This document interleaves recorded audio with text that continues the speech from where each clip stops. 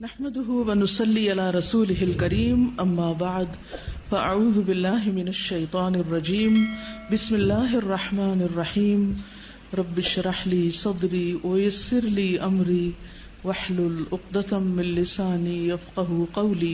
پھر ہے نماز میں سورۃ الاخلاص کی تکرار۔ یہ بھی کسی نے سوال کیا تھا آپ میں سے۔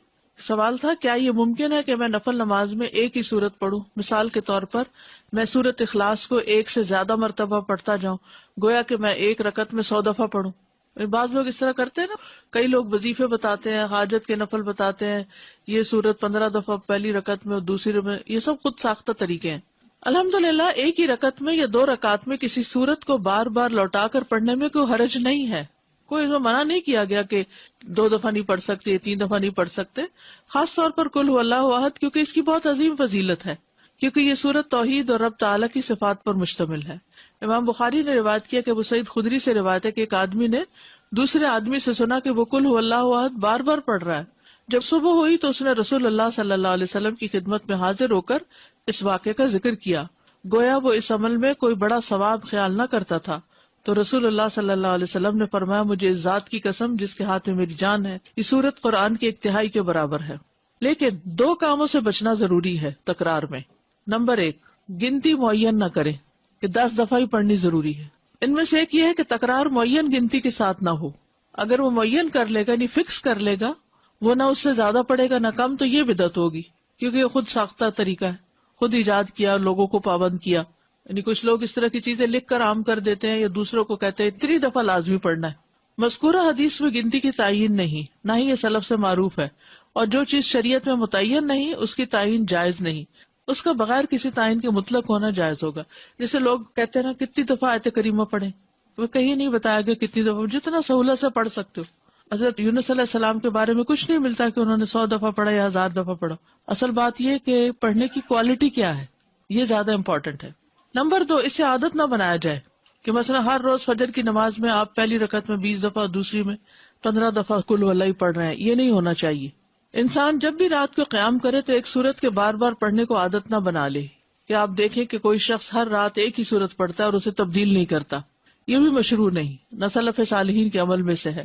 بس جب وہ اس کام کو کرنا چاہے تو کبھی کبھار ہی کرے، اس پر دوام نہ کرے۔ اس کو چاہیے کہ سنت کے عمل کو اور اس کام کو عادت بنائے جس پر پہلے لوگ عمل کیا کرتے تھے۔ وہ ہر رکعت میں سورۃ الفاتحہ کے ساتھ کوئی ایک سورت پڑھے یا کسی سورت کا کچھ حصہ پڑھے، اور تکرار کرنا جو ہے وہ کچھ افضل نہیں ہے، اگرچہ پڑھنے میں کوئی حرج نہیں، لیکن اس میں کوئی ایسا نہیں کہ یہ زیادہ ثواب کا کام ہے۔ اوکے، کیونکہ آپ نے اسی کی فضیلت بتائی نا کہ وہ تو 1/3 قرآن کے برابر ہے، تو سورت کو معمولی کیوں سمجھتے ہو؟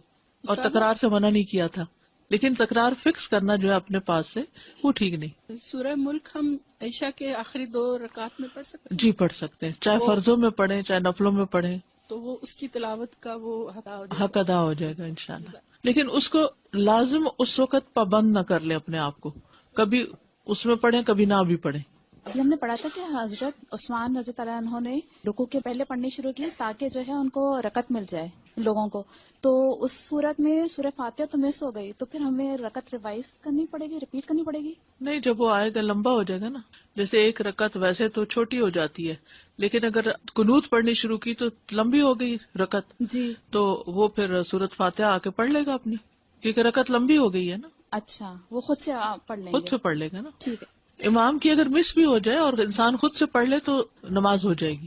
ساتھ میرا یہ سوال کہ جیسے 30ویں سپارے کی جب صورتیں بڑی یاد کرنے لگتے ہیں تو پھر اسپیشلی جیسے سورہ اخلاص جیسی صورت ہے تو وہ ہم لوگ کم پڑھنے کی وہ کرتے ہیں، تو میرا یہ تھا کہ جب میں نے بخاری کے اندر اس کی فضیلت پڑھی سورہ اخلاص کی تو اس کے بعد میں نے اپنی ہر نماز کے اندر اس کو شامل کر لیا، کسی بھی ایک رکعت میں پڑھتی تھی یا پھر آخری رکعت میں اس کو رکھ لیا، تو یہ صحیح ہے ایسا کرنا یا نہیں؟ جی دیکھیے، مسنون ہے، فجر کی 2 سنتوں کی دوسری رکعت میں اس کا پڑھنا مسنون ہے، مغرب کی 2 سنتوں میں دوسری رکعت میں پڑھنا مسنون ہے، اسی طرح ظہر کی سنتوں میں بھی آپ 2 سنتوں کے آخری رکعت میں اس کو پڑھ لیں، سنت کی دوسری رکعت میں اس کو پڑھنا جو ہے وہ تو سنت سے بھی ثابت ہے، حتیٰ کہ وتر کی بھی آخری رکعت میں۔ دیکھتے ہیں کہ قبولیت دعا کے اسباب کیا ہیں۔ فصل پنجم، بعض لوگوں کی دعا بسا اوقات بہت جلد قبول ہو جاتی کیونکہ وہ سخت ضرورت مند ہوتے ہیں، ضرورت ان کے اندر اضطرابی کیفیت پیدا کر دیتی ہے، ہلچل مچا دیتی۔ اگر آپ کے اندر ہلچل ہے تو آپ دوسروں کے اندر بھی مچا دیں گے۔ جو وہ دعا مانگنے والا تھا نا، اس کے اندر ہلچل تھی اور اس نے اتنی شدت سے دعا مانگی کہ آسمانوں میں کھلبلی مچ گئی اور وہاں سے فرشتہ آ گیا. اور کامل اضطراب کے ساتھ وہ اللہ تعالیٰ کی جناب میں متوجہ ہو جاتے ہیں. یا یہ کہ دعا کرنے سے پیشتر دعا کرنے والے سے کوئی بڑی نیکی وجود میں آ چکی ہوتی ہے. یہ جو پہلی بات ہے نا اضطراب کی، تو اس کے بارے میں قرآن پاک میں بھی آتا ہے نا، امن یجیب المضطر اذا دعاہ ویکشف السوء. تو جو مضطر ہوتا ہے نا، بے قرار ہوتا ہے، بے چین ہوتا ہے، اور اس بے قراری میں اپنے رب کو پکارتا ہے، لوگوں کو نہیں، اپنے رب کو پکارتا ہے، اور تڑپ تڑپ کے پکارتا ہے، رو رو کے پکارتا ہے، تو رب سنتا ہے. اور اگر یقین نہیں تو اللہ تعالیٰ پوچھتے ہیں امن یجیب المضطر، یا کون ہے پھر وہ جو مضطر کی دعا سنے، بے قرار کی دعا سنے، بے قرار کو جواب دے. کوئی انسان ایسا نہیں کر سکتا، کوئی اور مخلوق نہیں کر سکتی. وَيَكْشِفُ السُّوءَ، اور دور کر دے تکلیف کو. تو یہاں پر نمبر 1 لکھ کے نا اضطراب لکھ لیں، تاکہ آپ کو یاد رہے کہ دعا کی قبولیت کے لیے مجھے اپنے اندر اضطراب پیدا کرنا ہے. علامہ اقبال نے بھی اس کی دعا مانگی تھی نا آپ کے لیے. کیا؟ خدا تجھے کسی طوفان سے آشنا کر دے کہ تیرے بحر کی موجوں میں اضطراب نہیں. اب اتنے سکون میں ٹھنڈے ہیں.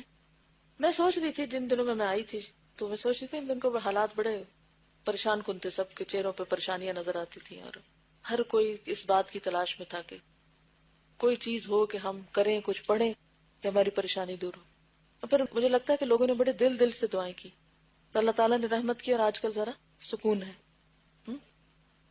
تو میں سوچ رہی تھی آج صبح ہی کہ اللہ تعالیٰ عافیت میں رکھے، امن اور سکون میں ہی سب کو رکھے، لیکن یہ عافیت ہم کو اللہ سے دور نہ کر دے کہ ہم اپنی پرانی روٹین میں اس طرح آ جائیں کہ بس پھر اسی ڈگر پہ چل پڑے، اور جو چند باتوں کی اصلاح کی ہے وہ پھر غارت کر دے، مٹی میں ملا دے. ایسا نہیں کرنا. تو جب کبھی بھی کوئی اضطراب آتا ہے نا، کوئی ہلچل ہوتی ہے، تو اس کو اپنے لیے برا نہ سمجھا کرے. مانگے مت کہ اللہ کو مصیبت ڈال، ایسا نہیں کہہ سکتے، اور نہ کبھی کہنا چاہیے.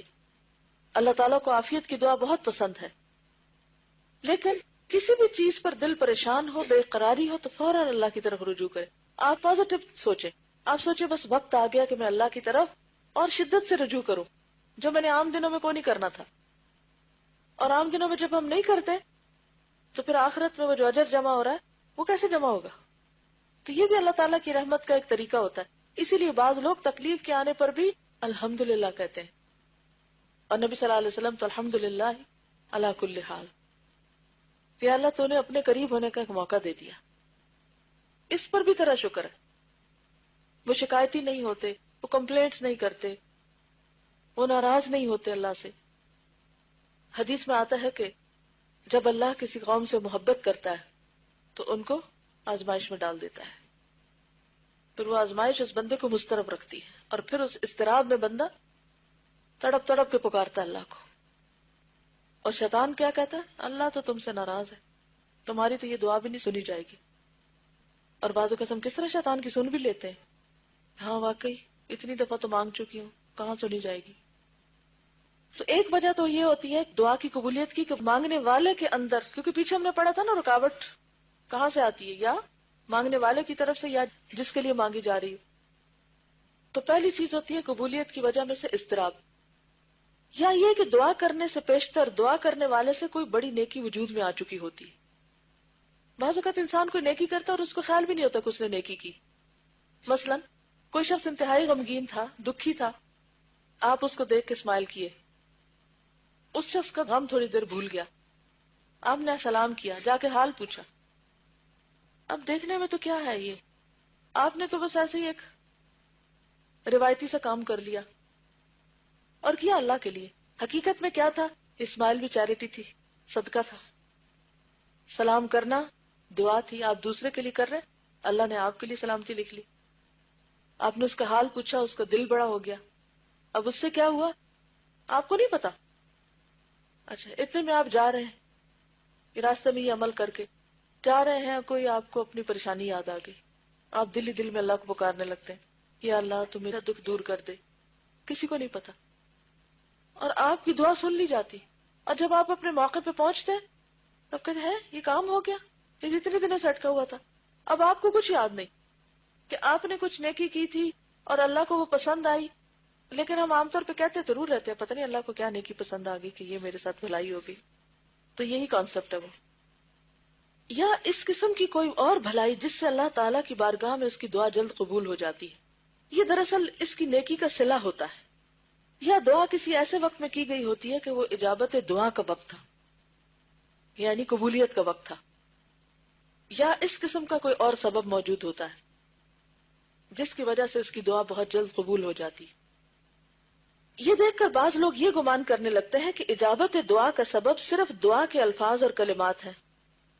وہ کیا سمجھتے ہیں کہ چند لفظ دہرائے ہیں میں نے، وہ ان الفاظ اور کلمات پر ہی تکیہ کر لیتے ہیں، وہ اسی کا وظیفہ کیے جاتے ہیں، اور ان اسباب اور باتوں کو چھوڑ دیتے ہیں جن کی وجہ سے اس کی دعا قبول ہوئی تھی.